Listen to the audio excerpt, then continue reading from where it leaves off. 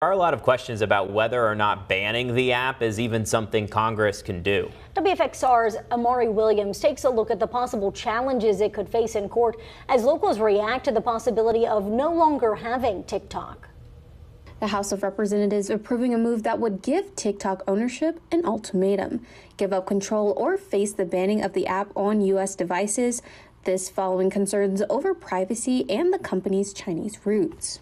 Kind of beneficial for, just marketing in general, and I think that's what they're doing, and I don't see it as a huge problem. Lots of people are using it right now, especially to reach younger generations, but I think the safety concern's also there, so. Students in Blacksburg had mixed opinions on what that could mean for people who depend on the app, like small businesses and content creators.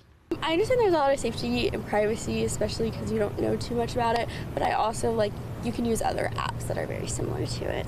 I think businesses for sure, because I definitely saw a lot of small businesses who would not have gotten the people to see them if they didn't post on TikTok and stuff, and people to come and review them. Some students said they have already deleted the app due to safety concerns or future job opportunities. Communications professor Casey Myers with Virginia Tech says this could set a precedent for other social media apps. One of the things that's part of that bill is the ability to look at other platforms that may emerge in the future and decide if they are going to be banned or if they are going to be investigated or have parameters put around them. The professor says while other apps like Instagram could benefit from TikTok being banned, questions about misinformation and security of those apps could still arise, and TikTok will likely fight the move.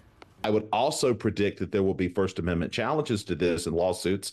There have been states that have tried to ban this in the past, and they have been taken to court. So we'll see how that plays out. Meyer says with bipartisan approval, even if the bill doesn't pass this time around, it will likely come up again in the future. In Blacksburg, Amari Williams, WFXR News.